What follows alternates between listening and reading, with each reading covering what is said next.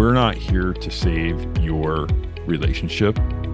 What we're here to do is give you proven tools that can help you with your relationship and get you a firm foundation that you can build on with a good counselor that you're comfortable with in order to really strengthen your relationship. Because that's what really we promote that. We promote that a first responder, I believe that a first responder should have their own counselor. Yep. And then as a couple, they should have a couples counselor that understands that first responder world. Yes. I 100% agree. And that's what I tell everybody. You gotta have your own counselor and then a couples counselor, but you can't do the couples counseling without doing your own counseling first, because you're not going to get anywhere in the marital counseling without that. Right. Absolutely. Hey, and welcome back to Beyond the First Response. It's Christy Lister here and my co-host, Ciara Madrid. And we have a fantastic guest, somebody who I met a few months back and I got to train with, Tim Sears. How are you today? I am good. Thank you very much. Yeah. So would you like to introduce yourself? Let everybody else know what we know about you? Sure. My name's Tim Sears and they call me Tall Tim. And when you meet me in person, you understand why. It's one of those things where I kind of grew up in the police world. And when I was 16 years old, I got into the volunteer firefighter. And once I became a volunteer firefighter in a small little town, I never turned back. And I honestly thought I was going to go into the police side of things. My dad did, my uncle did, worked his way up to chief of police and stuff like that. And but I went dark. Whenever I talk to police officers, I always say I went to the dark side, and they always tease me about that. But I did 44 years in the fire service. And from there, I retired, and it wasn't because I wanted to, it was because I mentally had to. I got diagnosed with PTSI or PTSD. I like the I better than the D because it is an injury, and I am working through it, and I'm still working through it. So there's that. And then I got involved with Stronger Families. I'd never heard from them, never heard about them or anything. Noel Metter is the president and CEO, and he and his wife Carissa, they wrote the Oxygen curriculum, is what we use in our couples retreats. And for probably about the last 15 years, they've been primarily in the military world. And they started having these military folks coming out of the military and going into the first responder world. And they started contacting Stronger Families saying, hey, do you guys still do these retreats for, couples and stuff like that? Do you do that for first responders? So they kind of looked at it, thought, maybe we should take a look at this. And they didn't really understand that world real well. And so that's when they found me.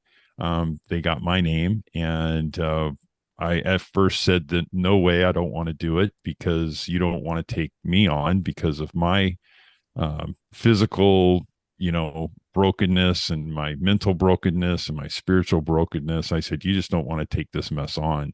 And they wouldn't take no for an answer. And so 2 years later, here I am.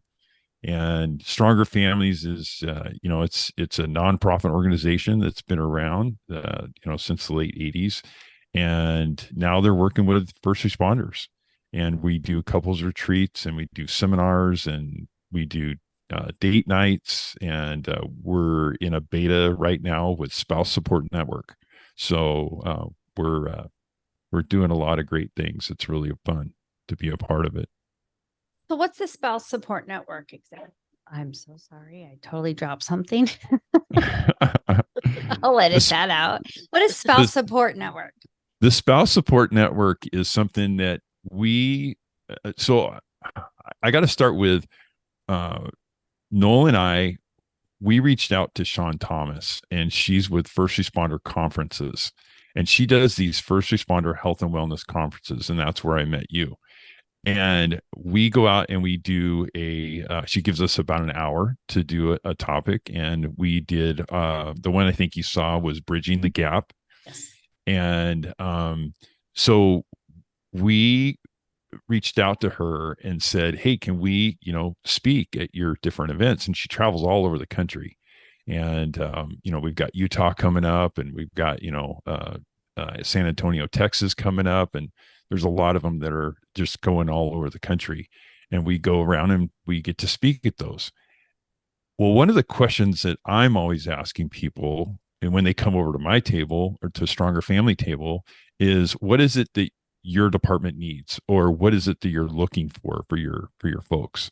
And we deal with relationships, right? And we keep getting back constantly. What do you have for the spouses? Because and Sean invites the spouses to the wellness conferences, but I think a lot of times that first responder doesn't necessarily get that information home. And so their partner doesn't always know about it. And so that's one thing that we just kind of kept hearing over and over and over. And so Noel and I sat down and we said, we need to create something for spouses. And so we're going to call it the Spouse Support Network. It's going to be, there's going to be, we're hope it's in beta right now, so it's not completely ready to fly yet. But the idea is that we will have an online resource for spouses that are going to give them positive articles and podcasts, like your podcast and other podcasts that are out there, that will encourage them in their relationships. And that's what it's all about. That's our wheelhouse. Our wheelhouse is relationships. And we want to help strengthen those relationships. And we know that we can strengthen relationships by community. And that's why you guys do this podcast, because you're Right. creating a community. And that's where we want to join in and say, hey, we want to be a part of that community. And so we're going to have articles, we're going to have books that we suggest. With an article, we'll put like 3 or 4 questions to, for people to take a look at. There may be things that spouse says, well, I want my partner that's the first responder to see this. And great, go ahead and, share that with them. But the primary purpose is going to be for those spouses. Now, there's another side of this, and that's going to be online. That's going to be all online stuff. The other thing that we're beta in right now is doing a conference, like a 1 day conference just for spouses to get together and meet each other and connect with each other and be able to just see that there's other people out there that are in the world that they're in, because so many times our spouses feel like they are so isolated. Do. Sometimes departments will put together these meet and greets when someone gets hired, and I think that's fantastic. It's a great idea, but then that's it. And we have so many first responders that are living further and further away from where they're working, and so those spouses are disconnected from the other spouses that are part of that department.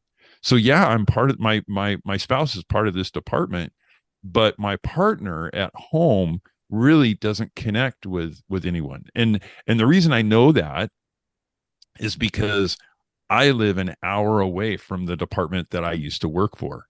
And my bride and I live on Camino Island. We love it here.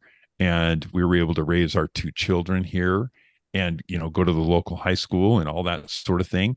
But the connection with other spouses in that department were not there because there was nothing available.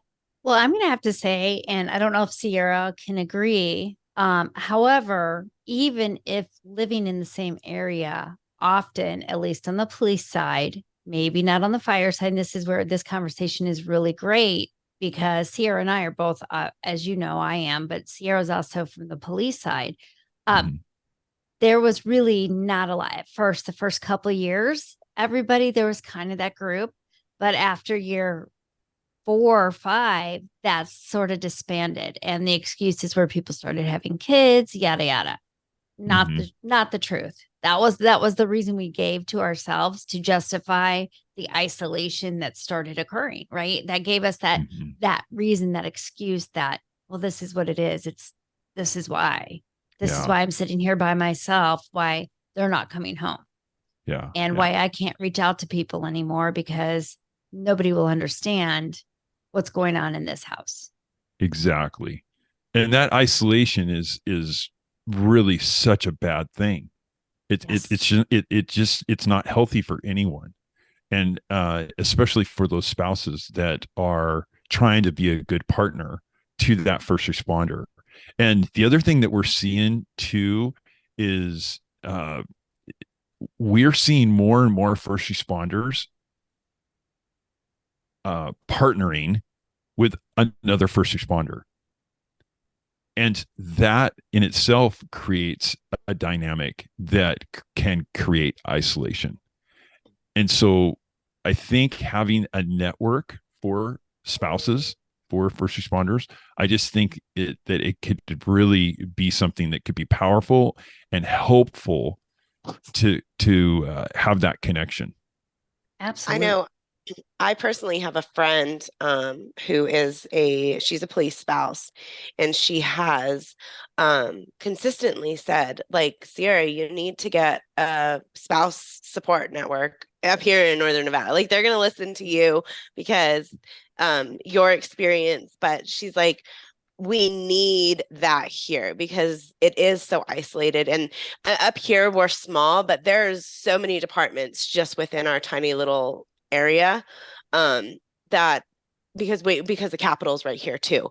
So we have the Capitol Police, and then we have there's 2 separate counties that are, like you jump over a line and it's this county to this county, which is on the West Coast, as you know, it's not like that. Usually, we're pretty spread out with between populations, but up here, Carson, Reno, it's just a hop, skip, and a jump. So having that support network, and even even she had mentioned, even something online, just like a private group that can be moderated, because there is valid excuses like kids and busy dance lives and busy soccer lives and all that, but just somewhere to go and have people really understand you is so important, because then you can't help your mental health and then your spouse's mental health if you're struggling. You can't, I mean, and that is part of I don't want to say stigma, but it's just part of how it is the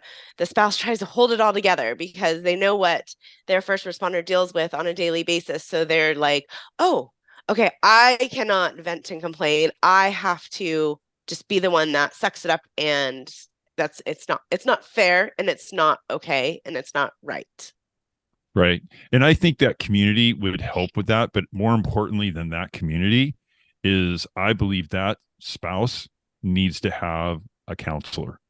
Yes. They need to have that person that they can go and really, just air their laundry, if you will, pardon the pun, but really, just get the stuff off of their, what I call the rucksack, right? We have a tendency to carry this backpack that's just full of our stuff. And so many of us come into a relationship with stuff, and we don't deal with that stuff before we get into this relationship. And so now you've got this person that came from this family that had the stuff, right? And now it's in your backpack. And then you've got this partner over here that has their backpack full of stuff. And now you bring them together and say, okay, now we're going to be one big happy family and live happily ever after. And it's like, wait a minute.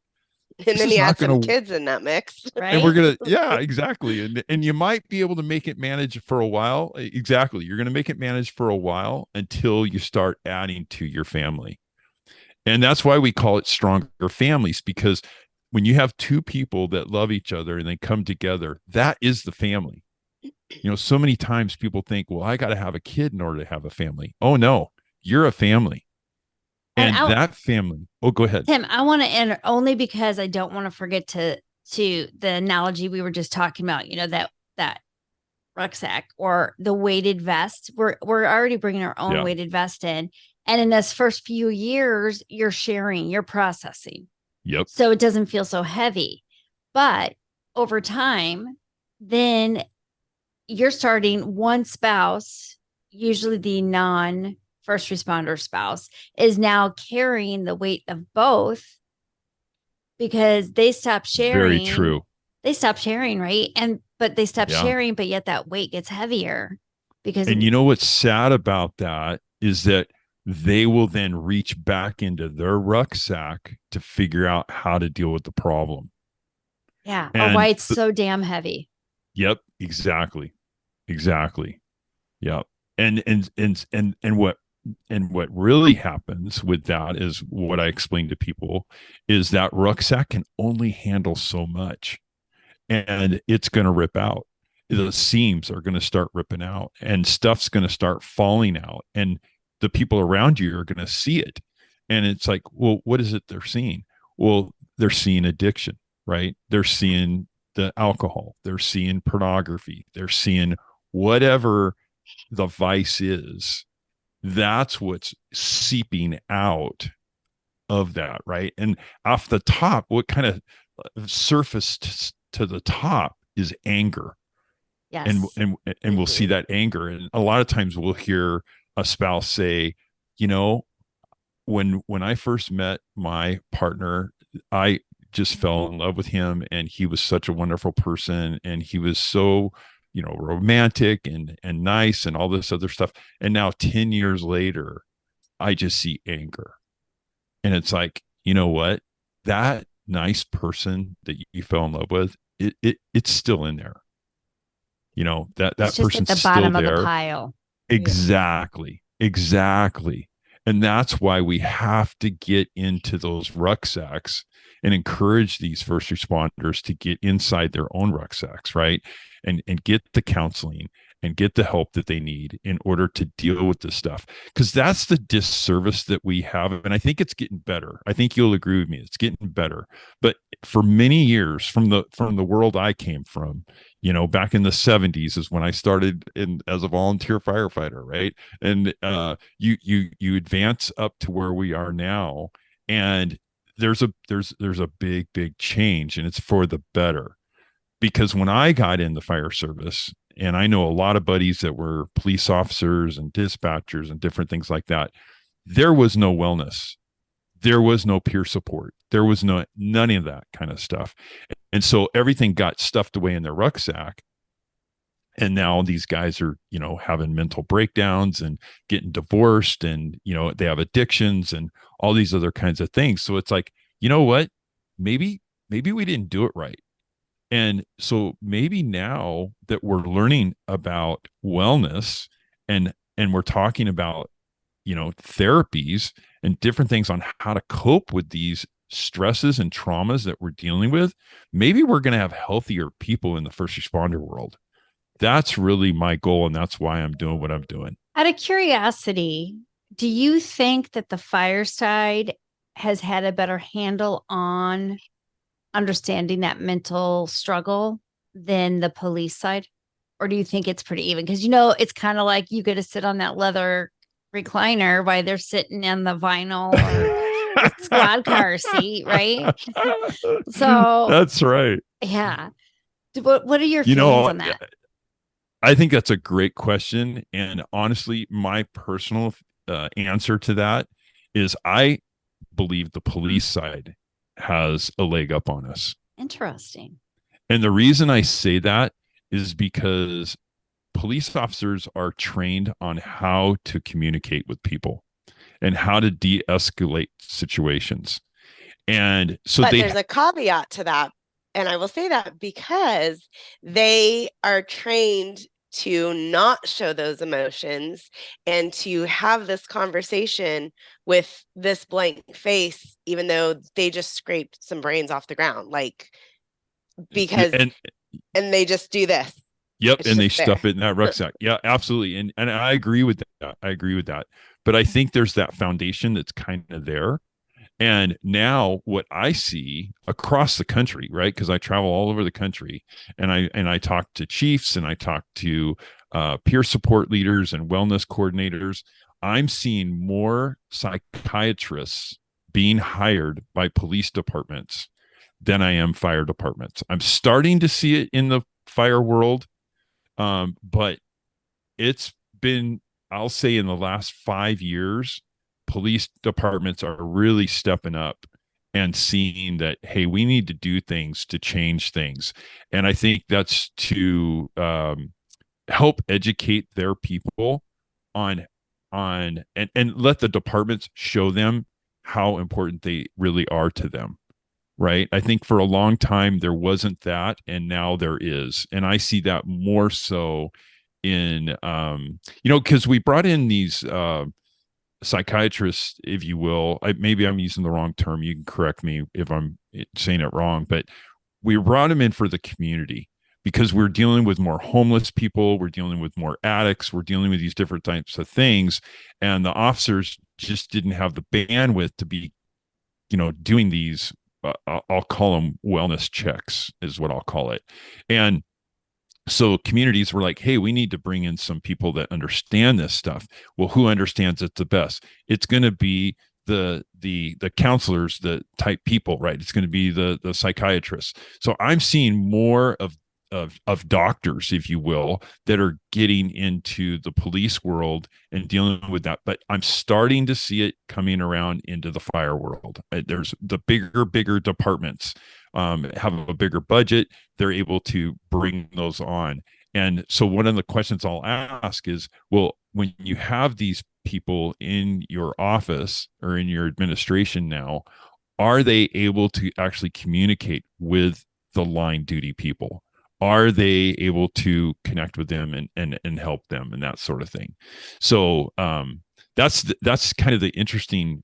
I think wellness is so new and it's come such a long way, but I think we have still a long way to go, but we're learning as we go. And the As you speak willingness about to the do it. Yeah, Sorry. as it's okay. As you speak about fire, I know that it went pretty big. I'm originally from Southern Nevada, so I follow all the fire and police down there. And I actually lived in Henderson, Nevada when Matt died. And Mm, Henderson has lost two to suicide within the last 4 years. And the chief of fire, he went boldly at the last one's funeral and said, we need to be doing better as firemen, as captains, as what. And he went off, and then there was multiple talks because so the gentleman that passed away, his like daughter worked as in the fire mm, community. His son-in-law worked in the fire. Like they were a family of fire, and mm-hmm. it has pushed Henderson to go further because Henderson is really big now. It's the second largest city in Nevada. Um, but and then I know Robbie, and I only know him by name because one of my good friends cut his hair, and she was just devastated because it came out of left field. But then now being within the first help world, Robbie's father was fire, and he had Mm-hmm. died by suicide just 7 days before Robbie took his life. Wow. And um and it was like what and it shocked the community. But then Yeah. now Henderson is finally seeing we need to be doing more, we need to be doing more on multiple levels. And Right. I have not I as part of my mental healing, I have stepped away from everything in Southern Nevada because Mm-hmm. um and kind of back to what you were saying is the different things that come out when they don't want to deal with the demons, so to speak. Matt was a homicide sergeant. Mm, So prior to even us getting together, he started taking on everybody's roles. Whoever wanted off, okay, I got you. So he yep. just started working like crazy, and it was all avoidance, obviously. And his marriage, obviously it did end up ending. um, and I can't speak for either one of them of what specific thing it was, but I know that he worked, and he worked and he worked and he worked and he worked. That was his vice. It was his vice. I mean, he had other vices. I'm vocal Sure. about that. He had an alcohol addiction, Mm-hmm. but when he got divorced, he quit drinking. Mm-hmm. He quit working as much. He started working out and he started doing all this, but then everything crept back up and he didn't Yep. deal with it. Yep. But that is, and I'm just saying this for our listeners is, and I'm not saying everybody's the same, but when you see them all of a sudden being like, oh yeah, I took on this person's shift. Oh yeah, I'm covering for Mm-hmm. this sergeant now too. Oh yeah, I'm covering for, because this was Matt, like I'm covering for this sergeant, Mm-hmm. and the lieutenant. And it was like, okay, I mean, I remember one time, like when we first started dating, I didn't have my kids, so that was like our time to be together. And he had just already committed to so much, and like Mm-hmm. he was gone for like 48 straight hours because it was just a murder after a murder after murder, and he was bouncing all over the place. And I'm like, dude, like how do you do this mentally? But then, like the new relationship, I was like, oh, I can't say anything. But then, like as we got more into dating, and he retired from that police department, he was like, I was burnt. I just couldn't do it anymore. And I'm like, well, I see that. I know that. If you take each one of those things that you said that you described him by, and you add them all up, and you put an equal sign next to that, the common thing that you're going to see with first responders is lack of sleep. And once you, They avoid sleep because of the demons that yep, they yep, see when they sleep. I know that yep, was true for Matt, yep, 100%. yeah, and the reason I know that is for me personally. I mean, for me personally, it started in 2018, and I woke up at the fire station in a cold sweat. I had 40 years in the fire service, and I was waking up in a cold sweat. I had no clue. I didn't tell anybody. I didn't let anybody know. And the way you're describing your friend Matt is basically you're describing Tall Tim, because I was heavily involved in my department. I was, I was on the water rescue team. I was on the hazmat team. I was on, you name the team, and I was a part of it. Right. I mean, I was, involved in my local 2545. I was the union side of things. I was heavily involved in my department in whatever capacity was I felt needed. And all those things added up, got to the point where it was a lack of sleep for me.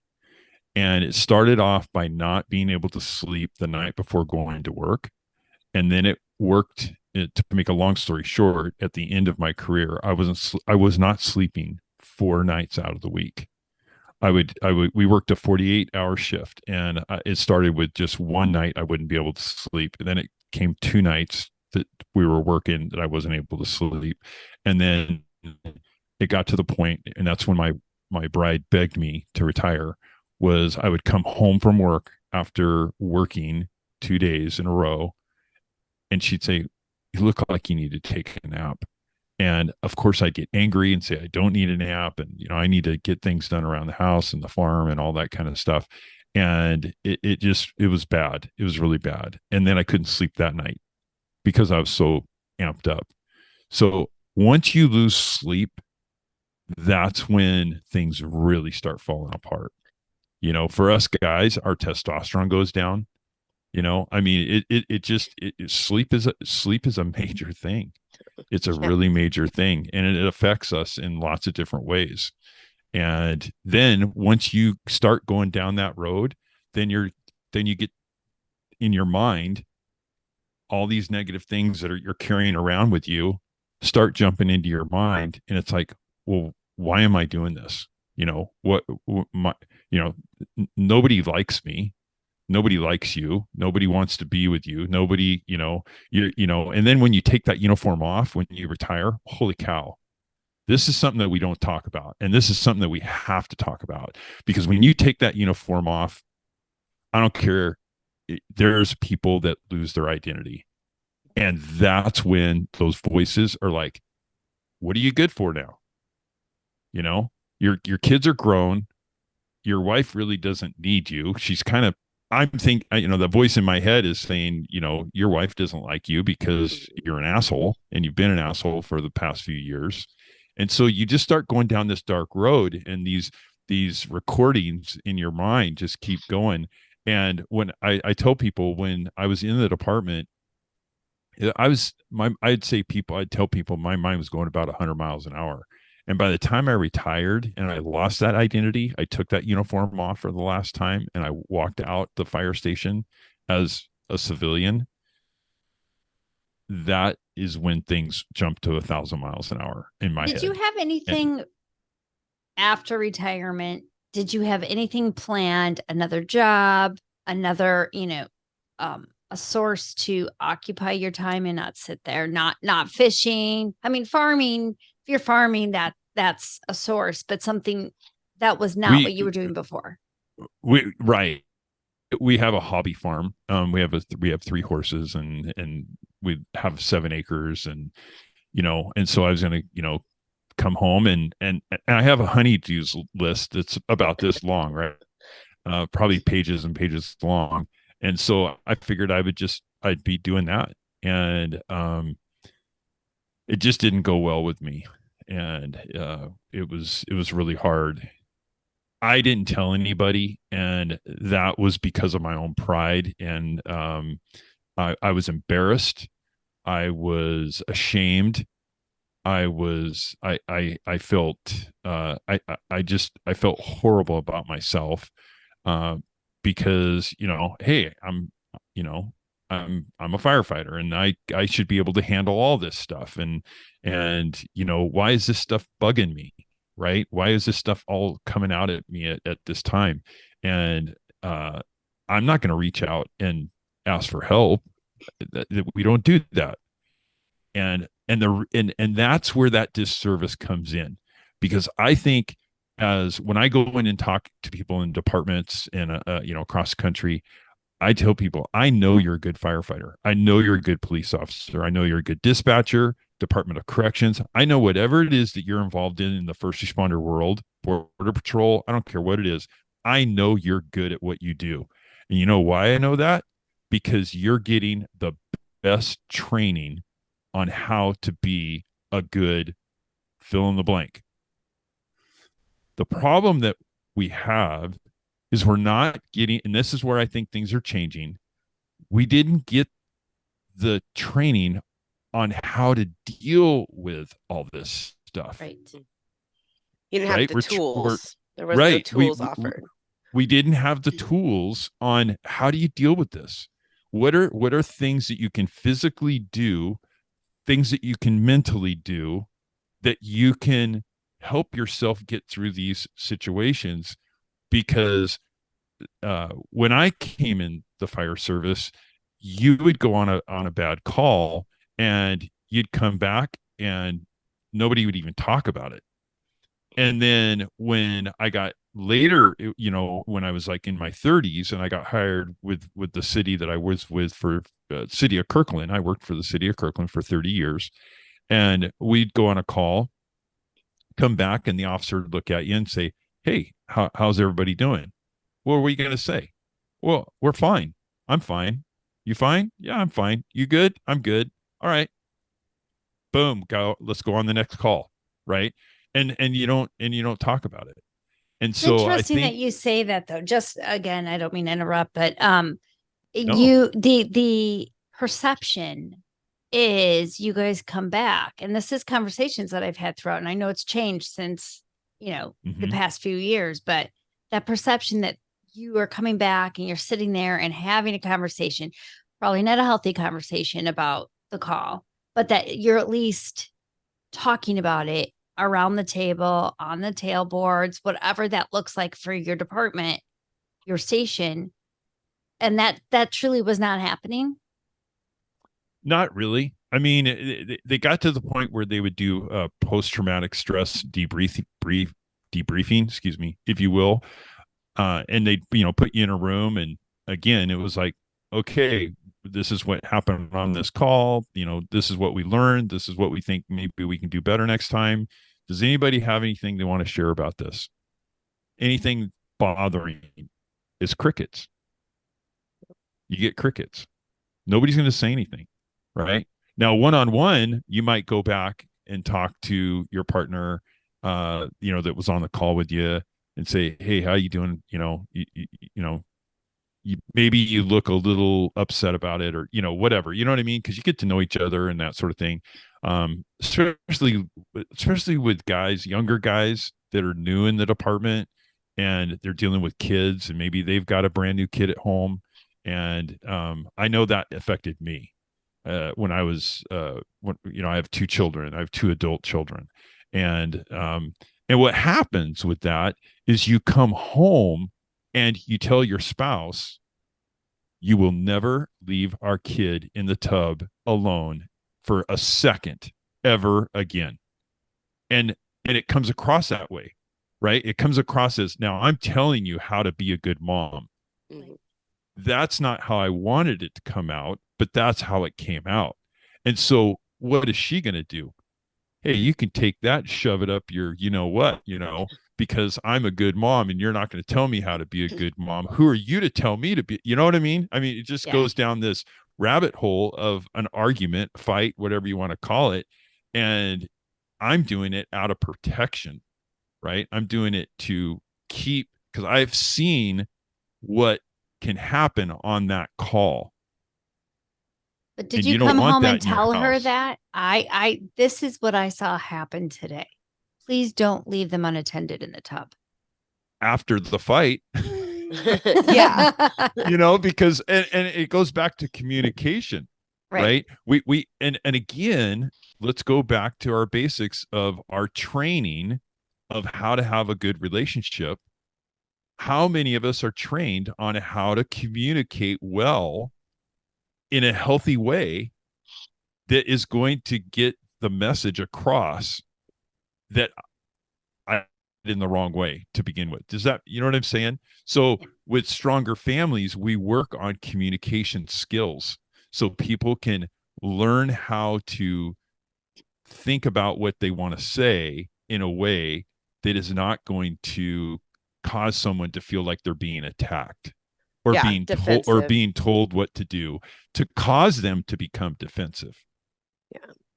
Which is so much easier to do when don't have a type of relationship, an intimate type of relationship, a family type of relationship with that person, because then it becomes that emotional that you could be at work and this is how you can do it. And it's a perfect conversation to have. Insert emotions or feelings, personal feelings, and it's like wipe that out. And that's a hard habit to break, but you can break it. I know Ciara's working really hard on doing that now. I know, although I think sometimes it feels like that they don't see me changing that. They don't know how far I've come. We learned something through Stronger Families, and it's a communication skills thing. And one thing that really helped us was my bride's name is Lori. So I'd say Lori would come to me with something she wanted to say, and I was supposed to respond back and say, this is what I heard. Well, sometimes my brain doesn't process exactly what it is she's saying, but when I say it back, she's like, no, that's not what I said. And I'm like, oh, okay, because that's what I heard. I'm so glad I'm not the only one. how about if you say it again, and then she'll say it again, and then I'm able to say it back, and now we're about 80% right. It might take me 2 or 3 times before I actually say what it is that she wanted to have me hear. Especially if it's sorry. No. If it's an emotional, and not even something from work, just an emotional conversation. When you have a past trauma, you live in this defensive mode, and I just talked about this last night, that it's really hard. It's people play the victim a lot when they have been in huge trauma and they don't do the work, because when you do the work, you're not the victim. you're the growth, you are you know, you're all that. But coming with that trauma is a defensive mechanism to you hear it like this, so you can automatically just leap out and go, no, this is how, you know, this and this and this. But you saying that to stop and then redo it, like, I don't do that. I like Christy boasted me up, like I work really hard at it too. I'm not bad, I'm not good, I'm not great, I'm good, I'm trying. But I've found that mine is even so speak, like, if my boyfriend Ryan, if he says something and I don't like it, I'm like, give me a few, because I physically have to remove myself and go, okay, is he being an ass, or like, what is he doing right now? And Let then, me like, find my filter. yeah, let me figure this out. But then it gives that just that woosah, so to speak, to go back and go, okay, can you explain that to me? Because if I'm not defensive, it lessens the friction between us in the room, the kids seeing, the dogs see, you know, it's that, just that stop and give a little bit of grace period, or grace period, or grace, like, with the whole situation. And also, if you ask a question, that if you ask it in a way that's genuine, that gives that person an opportunity to respond in a way, so you're gathering more information. Does that make sense? I mean, you don't want to be accusatory or anything like that, but you want to, you know, if your spouse says something and you're like, okay, so what I hear you saying is this, is that right? Can you expand on that for me so I can understand it a little bit better? You know, and that comes way that comes across way better than my response of, well, what I heard you say was this, you know, and it's just kind of that negative condensation to it. Yeah. But I think asking questions after a statement helps that person feel better about themselves, and they're more willing to share what their thoughts are on that. Because sometimes I'll have a thought and I'll blurt something out, and my bride will look at me and she'll say, "What?" And you know, and it's like, oh, okay, maybe I didn't say that the way I wanted to say that, and so then I'll restate it, and then she'll respond with, okay, what I, because now she's got two different messages, right? So she's like, okay, now this is what I hear you saying. Is that right? And I'm like, yeah, that's, yeah. She's like, okay, I get that. I understand that.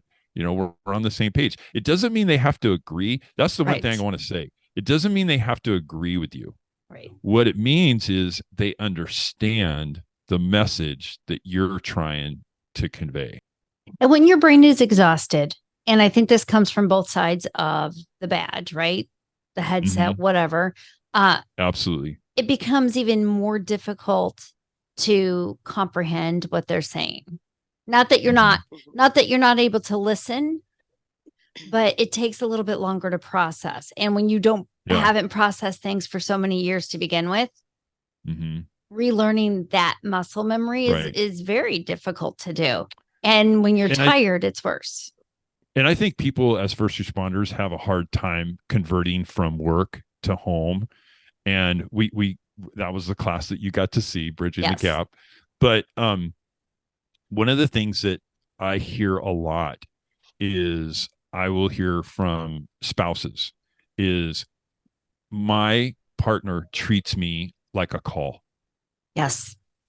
And my bride would say to me, look, you're not on a call.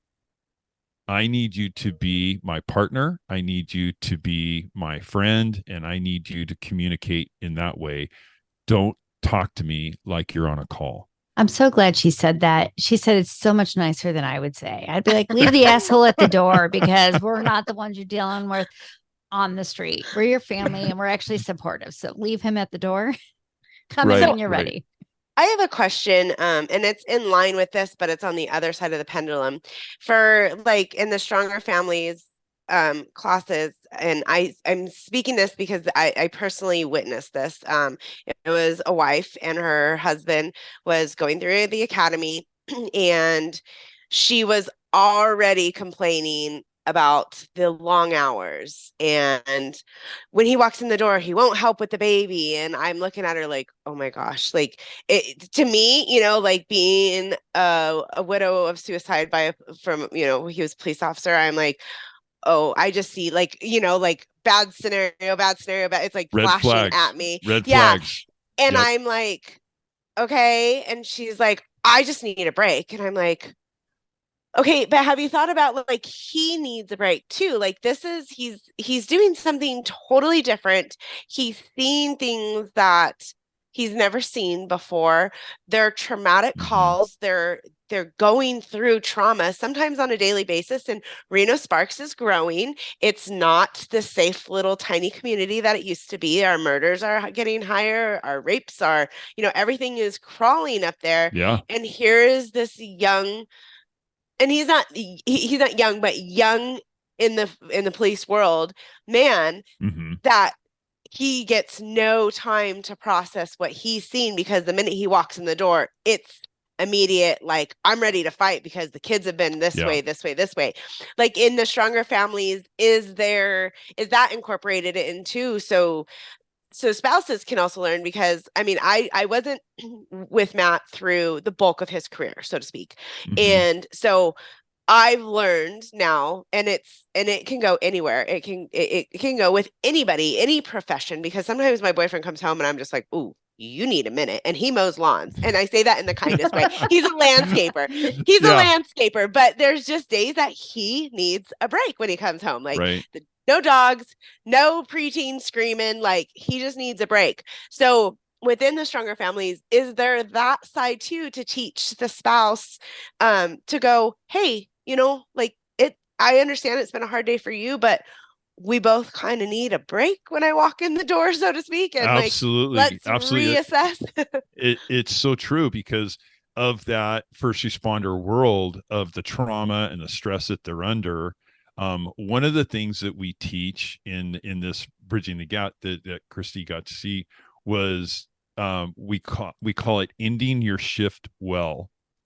And we actually have tools that we explain and hand out that explain it's basically 9 different things that you do in about half an hour to 45 minutes before you get home. Your drive home. And right, yeah, your drive home. Yeah. And like first one is cold water therapy. I don't know if you believe in cold water therapy, but I took my cold shower this morning and I do them every single morning. I wish somebody would, and the things that I'm going to say right now, I wish I would have had these when I was on the line. And this is what I challenge when I go out to departments. I challenge these guys to do this: is take that cold shower, because that's going to help you reset. And then but once you're done with that, you've got your street clothes on, you're ready to go home. Go sit in your car and do some box breathing, right? Just do a couple minutes of box breathing.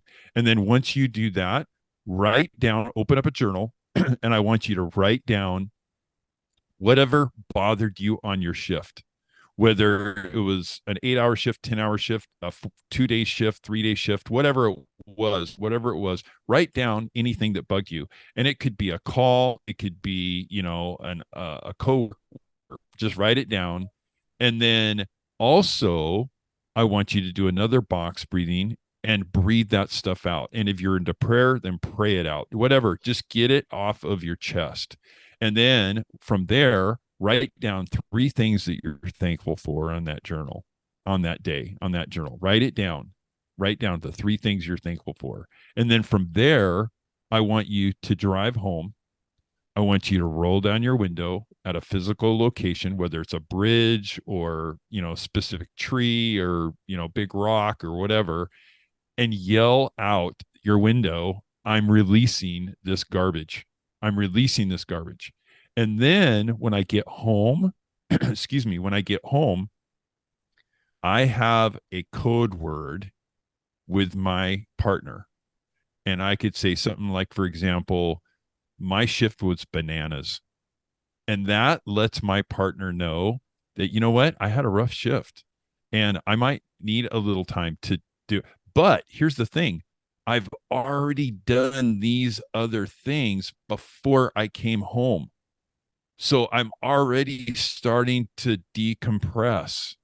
Now I may need more decompression. I may need to work out. I may need to go for a walk. I may need to, whatever, stick my head in a bucket of cold water. Whatever it works for you, right? Whatever works for you, you need to do that. And that's where, with that spouse, with that partner at home, yes, they've had the 3 kids for 2 days and they want to just dump them off with, their partner and say, here, deal with it. But because of this decompression time, there needs to be just a little bit more time where you hold on to those kids so that person can really mentally get their heads wrapped around with, okay, now I'm ready to re-engage with my family. Yeah. I And think I that's don't mean going important. golfing for, I don't think it's I want to say this though. You may say, well, you know what? Golf is my decompression. Well, that takes 4 hours. And so I don't recommend that you use that as an excuse. Right. That's not You decompression. know, That's or I need avoidance. to go climb a mountain, Yeah. or I need to go fishing out in the ocean, or, whatever the case may be. It has to be something that's realistic that you both agree on and that is going to help you be successful in the long run. And you have to have At that on home both and on the job. sides. Yeah. Your spouse needs to be able to say the same thing and do the same thing because Mhm. that's going to make you a better Absolutely. spouse, a better parent, more so, more present for your kids so Yep. that they are learning those tools and Yep. not being taught emotional avoidance subconsciously. Exactly. We have no intent of doing that. That's Right. not what we intend to do as parents, but that's what ends up happening Right. when you are a parent in situations like this, or you are living this lifestyle, and it doesn't Mhm. have to be. So there are tools to answer your question. That's awesome. I do have to guts up and do the cold water. I just don't know. I know I've known for So years that's the best thing. So here's the thing about the cold water. Okay. Matt Quackenbush from Deer Hollow, he's the one that got me to start doing this. And he said, Tim, just start with 30 seconds. He goes, Yes. take your shower, get soaped up, do whatever you want to do. And then for 30 seconds, turn it to cold water. And he goes, work your way up to 4 minutes. And so I do 2 to 4 minutes, in a given day. But once you do that cold water, the thing you're going to think about is it sucks. You hate it. Freaking And cold. and you're going to and you're going to say I hate Tim. I hate tall Tim because he's telling me I need to take a cold shower. But here's the thing, when you get out of that shower, you have a calmness and it brings you back into that window of tolerance that you need to be in order to engage with the people that you really love and want to be around. Out of curiosity, is that the last 4 minutes of your shower, or do you get to Yeah. warm up before you come out? No, go ahead. I think you need to take your warm shower first Mhm. and then do cold water. And then once you do your cold water, go ahead and step out. Christy, you know when the best time to do it is? Because you're female, and if you're like me, you don't ever wash your hair. Um, I don't get my hair wet until I do the cold water at the end, and I stand and because it's good for your hair. We're gonna turn this a little bit around, a Do you little know beauty how tip. much hair I have? I know, but cold water is good for your hair. Cold water is very I good for your love it. scalp and your hair. And so that's when I do mine is okay, I'll take my hair down from it not getting washed that day and then stand underneath the cold water. And I will say, like, living in a cold area, when it's snowing outside and you're watching it snow and standing in that cold shower, you're like, this totally sucks. But you do feel better. Yeah. There's a lot of research, not just mental health, but like physical health too, that cold water is good for you because it gets your blood pumping and it circulates everything a lot better. It helps your immune system. I mean, it's something that's been around for thousands of years, but it's become really popular in the first responder world, and you've heard about cold plunge. They have these tubs. I think they're called cold plunge I've thought tubs about or something getting like that. that. And you can purchase those things, or you can get like a Horse trough. like a horse trough, exactly, or a cow I was trough, gonna say a whatever. trash Yeah. can. And or a trap, yeah, you can do that too, and fill it full of cold water and throw some ice in it, and jump into that if you want to. But I just do it right here in the shower. I just do the Or if you come shower from a big afterwards. family and you're all getting ready at the same time, be the last one to shower, and Yep. you're gonna have And then you 20 get the minutes of cold water. cold and a lot of Yes. swearing because why did they leave me with no hot water? Oh, I never thought of that. That's And that's the awesome. mom in you, right? Yeah. Because Yeah. you're always the last one. I asked for 10 minutes of warm water. Oh man, that's funny. That's awesome. But the thing is there's different things that a person can do to help themselves decompress after a shift and be healthy for their family. And that's really what we want to get out there. Absolutely. And those are tools that you can provide your family, whether they're learning them at the same time or they are taking them in because they've seen the difference, whether subconsciously probably seen the difference in you. Mm-hmm. And most likely Yeah. before you see the difference in yourself. Yeah.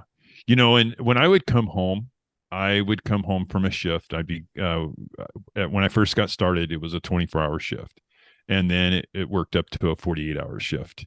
And then I became a fire investigator. I did that for 7 years for my department, and then I'd be on call, and it'd be 2 o'clock in the morning, and I wouldn't get home till noon or whatever the next day because I was investigating a fire.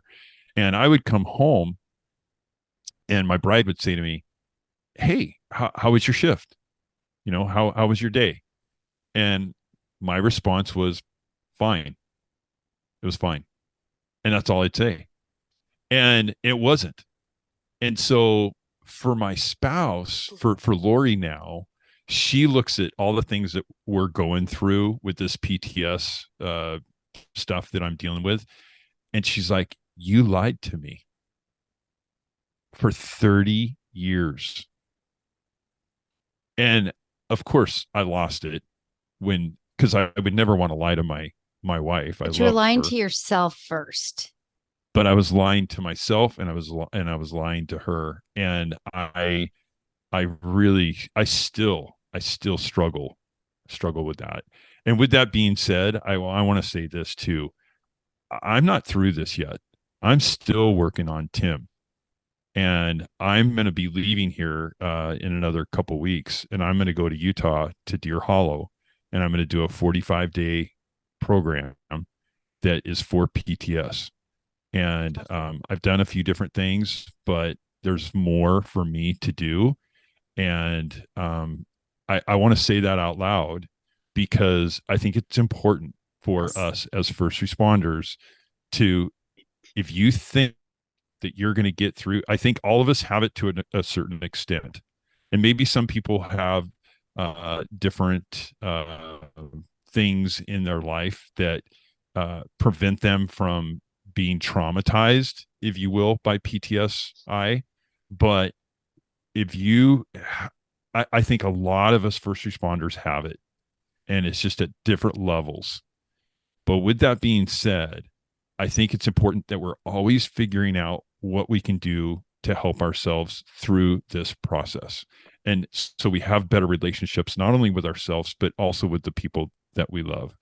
And that's why I'm going to go to this place, because I still have things that I'm dealing with, with sleep deprivation, and I've tried medications and nightmares and all different kinds of things like that I want to get better.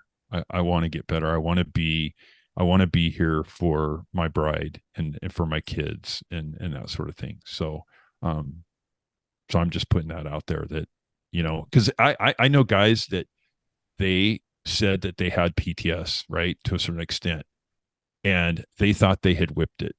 Right. And the next thing I know, I'm going to their funerals. And that just, it rips me. Well, and for that, I went through some things prior to me meeting Ken that triggered a lot of PTSD in me, and I thought I had gotten help for it through counseling and other sources. And I'm like, oh, I'm good. I'm good. Well, I should have been right there, right? I'm good. Should never have been in my vocabulary. But no, in fact, it just was tucked away because you think you lick it, whip it, lick it, whatever. Yeah. Yeah. It's for a whole other show. Have you heard constant, have you heard of C.A.N.I? No. It's constant, never ending improvement. It's not anything that I made up, but it was a coach that brought this to my kids, or to my son, when he was playing basketball and he was a little guy. And he kept telling the kids, it's all about C.A.N.I. And he would have them say that in huddles when they would, have a huddle, and then they'd break and they'd yell, go team. It was C.A.N.I. And that C.A.N.I stood for constant, never ending improvement. And I thought, you know what? That's going to be my motto now. It's going to be constant, never ending improvement. I'm going to do whatever I can each and every day to do better for myself. And that's what I really want to help share with my first responder brothers and sisters and spouses, is I that they love can that. have that same mantra. I love it too. Yes. I'm gonna put it on my work computer. Yeah. That I Cool. think that may have to go on my I do a dry erase board for everybody to see at work, that I put quotes, positive quotes, doesn't matter, it doesn't have to be work related, but I think that one will be on there for a while. Yeah. Constant, never ending improvement. C.A.N.I. Yeah. We get stuck in ourselves and the stories that we tell ourselves. We think we're okay when in fact we're not. And it can come out if you are not constantly improving yourself. So constant, never ending improvement. Yeah. That's how we learn. We learn something new every day, and keeping that in mind, Yeah. we got this. We used to tell my bride and I, we used to tell our kids that you need to do what you need to do in order to be successful. Yes. Doesn't matter what it is, as long as it's not illegal. It doesn't matter. Yeah. That little caveat.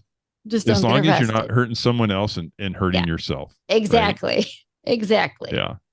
And Yeah. if it's something you have to do in your room by yourself, just make sure you're But in your what room. works, but what works for you may not work for someone else. Exactly. And so that's why I think it's so important for us as first responders and spouses to look at all these different tools that are available and different resources, and figure out what's going to work for me. Right. And I've been on this process for 2 years, but every day I'm doing something. Like I'm reading a book, I'm listening to podcasts, I'm doing whatever I can every day to be better than I was in the past. And remember, supporting your spouse, your kids, your friends, significant other, whatever that looks like, what they're working on is going to be different than you. Yes. Don't judge it. Take that deep Right. breath and that filter of walking away if you have to understand it has nothing to do with you. That's their journey. Right. And Right. you're able to be there to help them for it. So there's speaking of journey, I'm glad you brought that up, because my bride is she when she found out I had PTS, she was like, she dove head into it, and she joined groups and she did all kinds of different things to learn more about it, and read books and listened to podcasts and stuff. And she came up with this. She heard about this thing called Oculus. It's these things that you put on your face, and it looks everything in 3D. And I guess you can watch movies and you can play games and all that kind of stuff with it. Well, there's an app called Trip. It's TRIPP. And she has me do that. And it's all about wellness and thinking positive about yourself. And it's supposed to really help with your brain create new wavelengths that are going to be healthy for yourself. And I've been doing it for, I don't know, about 2 weeks now, in the evening before I go to bed. And I'm currently on ketamine. And so I take my ketamine, and then I put these Oculus, this thing on, and I take a trip. if you Like you're will. tripping. I'm tripping. Exactly. And it's really a positive, it's positive words, positive thoughts, and it teaches you how to box breathe. You breathe with it. If you ever get a chance to try it, you need to try it. My Well, son you has know, those. I'll have to try. yeah, my she'll be 13 in a month. She asked for an Oculus for Christmas or for her birthday, and I'm like, well, I guess it just sold here because if she listens to this, she's gonna be like, see, you do all this mental wellness stuff. You need to give me these. I don't I mean my son our son is he's 28 years old. We only used it for that app. That was it, right? And he's like, Dad, you can watch movies, you can do this, you can do that. He's just doing all this other stuff. And I'm like, yeah, I'm not going to do all that. I'm just going to take my You little can play trip. Star Wars. Yeah. Yeah. Yeah, I guess you can. I mean, Yeah. there's all these different things you could do. But They anyway, give me motion sickness. My son I had think one for a while, and I was like, oh, my point is that there's different tools out Yes. there Mhm. that we can use to help ourselves with our mental wellness. Mhm. Absolutely. Tim, thank you for being on and providing us that information and Your wealth of knowledge, like, yes. it's pretty awesome. And C.A.N.I to Thank you. you. C.A.N.I, yes. C.A.N.I Yeah. to you. C.A.N.I to you. Exactly. I love I it. think I need a gi now. That's what it sounds.